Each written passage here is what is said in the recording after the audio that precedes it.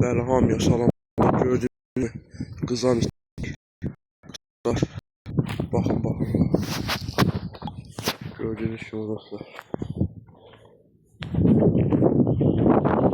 Dostlar bakın.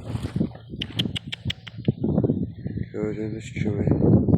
Qarabaş bizim məsləhətidir. Bu yani her yeri.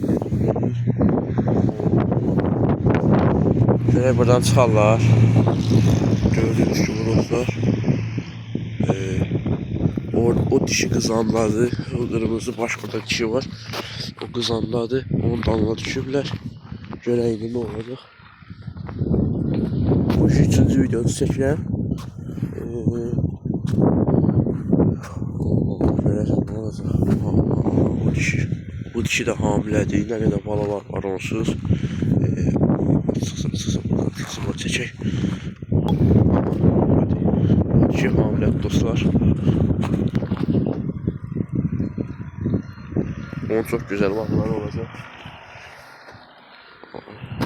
Neyse gidelim.